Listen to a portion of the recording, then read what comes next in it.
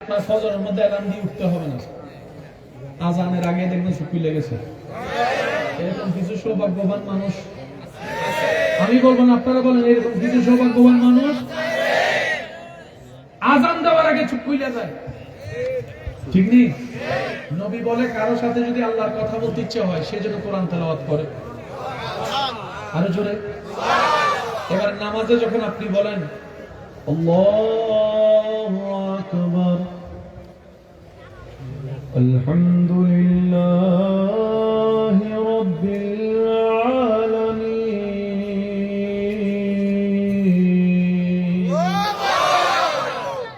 এখান থেকে জমিন থেকে আপনি বলছেন রবের প্রশংসা, আলহামদুলিল্লাহি রাব্বিল আলামিন।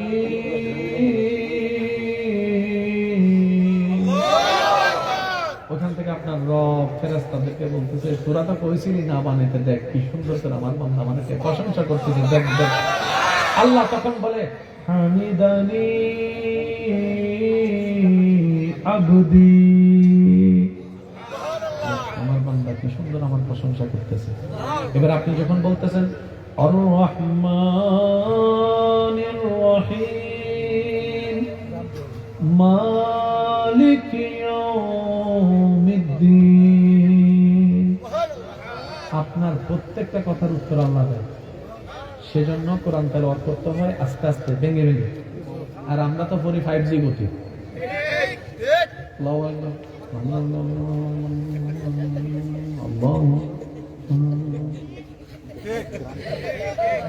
ভালোবাসার মানুষটা যদি আপনি চোখে চোখ রেখে আমি তোমার ভালোবাসি, তুমি আমার দাদা, তুমি আমার প্রাণ, তোমার I love you too, I love you too, জীবনে কোনোদিন আই লাভ ইউ টু আসবে না। কানেকশন লাগতে হবে না। কথার মজা কখন হয় এই দেখেন, আমি বলি আপনারা উত্তর দিবেন। আসসালামু আলাইকুম, আপনারা ভালো আছেন? আলহামদুলিল্লাহ আমিও ভালো আছি। আপনাদের ঘরের সবাই ভালো আছে? এই তো শুরু, কথা চলবে, কথা জমবে। আমি যদি একটা বইয়া যাই ভাই কেমন আছেন, ঘরের সবাই ভালো আছেন, আপনি কি থাকবেন? নামাজ পড়বেন, যখনই পড়বেন দিল থেকে পড়বেন, স্লোলি, একদম স্লোলি, একদম স্লোলি। কথাটা বুঝতে পারছি?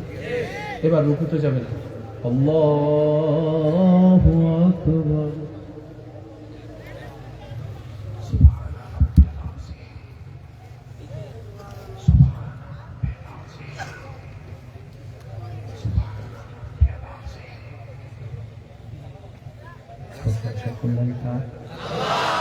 আজিম বললেন কাকে? কোন পজিশনে বলেছেন? আপনাকে আমি একটু কষ্ট দিয়ে একটু রুকু যদি করতেন, এখানে রুকু রুকু, আচ্ছা এখানে এখানে রুকু, আচ্ছা কি করেছে?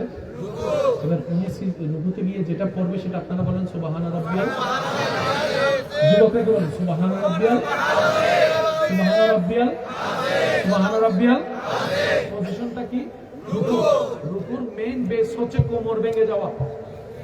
আপনারা সমাজে দেখবেন কিছু কিছু কথা বলে তোর কোমর ভেঙে দিব, কোমর ভেঙে দেওয়া না শক্তি। আমার ভাই নিজে থেকে নিজের শক্তিকে আল্লাহর সামনে ভেঙে দিল। রুকু করে বুঝাচ্ছে আল্লাহ তোমার সামনে আমার কোনো শক্তি নাই, আমি শক্তি নাই, আমার কোনো শক্তি নাই। শক্তি নাই শব্দটা কাজ দিয়ে প্রমাণ করে, আর মুখে বলতেছে আজিম, তুমি মহান, তুমি মহান। জীবনে যার একবার আজিম কবুল হয়ে যাবে, আল্লাহ তাআলা পুরো জগতে তাকে আজিমের সম্মান দান করবে।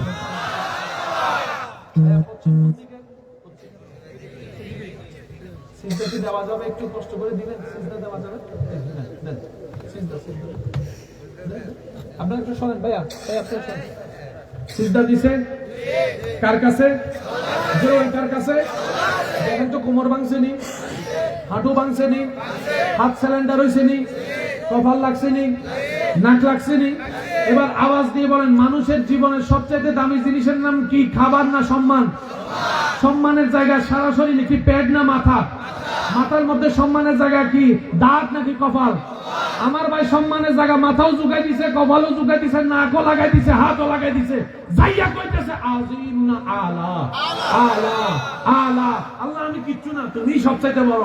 আল্লাহ কয় তুই যেহেতু অহংকার ছাড়া সব নিজের বিলীন করে দিছস, আমার আল্লাহ কইছস যা, আমিও তোরে তোর ঘরে আলা বানাই দিব, বোর কাছে আলা বানাই দিব, বাবার কাছে আলা বানাই দিব, এলাকায় আলা বানাই দিব।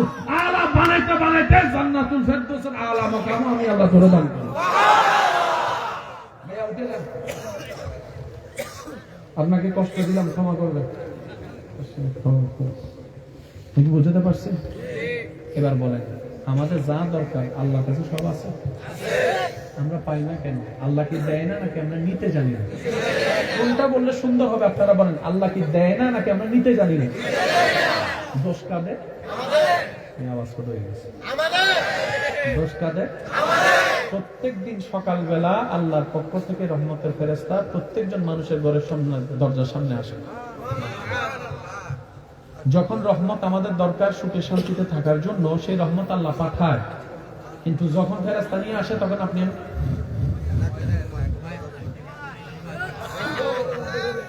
কম্বলের ভিতর কিন্তু আর কথা নেই।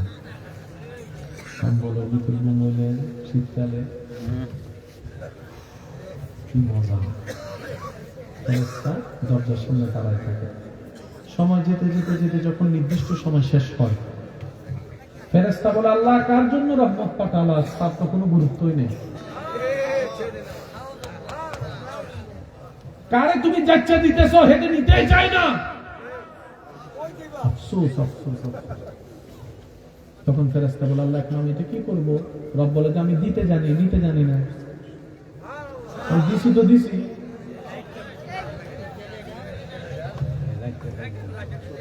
না শুনে না, কখনো মারলো গায়ে মেরে মজা লাগে, গায়ে মেরে চোখে মেরে না। এই লেজারটা যদি কারো চোখের পুতুলিতে পড়ে চোখ নষ্ট হয়ে যাবে একদম আজীবনের জন্য। কখনো দুষ্টামি করে মারতে মন চাইলে গায়ে মেরেন, মারেন মারেন মারেন না, কইছি তো আমি কইছি মারেন না, এসব মারে না, গায়ে মারতে গায়ে মারতে না, ওদের শিখাচ্ছে মারেন, গায়ে মারতে পারবেন। চোখে মারা ছোট মানুষ তো ভুল করবে, আমরা বুড়ো হয়ে ভুল করি। কষ্ট নিয়েন না, এটা আপনাকে বুঝে দিলাম। আচ্ছা শুনেন, তখন আল্লাহ তাআলা ফেরেশতাদেরকে বলে আমি এই রহমত আর নিব না, জঙ্গলে ফেলে আর। কোথায় বলেন কোথায়? এবার আপনাদের এলাকায় ফল গাছ হইতে পরিচর্যা করার দরকার আছে না নাই? সার দেওয়ার দরকার আছে না নাই? এগুলো দেওয়ার জন্য, যত্ন নেওয়ার জন্য মানুষের দরকার আছে না নাই? জঙ্গলে কোনো মানুষ একটা ফল গাছ আসছে থেকে, জঙ্গলে তো যত্ন করার কেউ নাই, এত ফলের অভাব নাই কেন? আল্লাহ পাক বলে ওই রহমত যেগুলো ওখানে দিই ওখান থেকে হয়ে যায়। বলেন সুবহানাল্লাহ। আল্লাহ আমাদের সকলের হাজিরি কবুল করুক। আল্লাহ পাক আজকের এই মাহফিল কবুল করুক।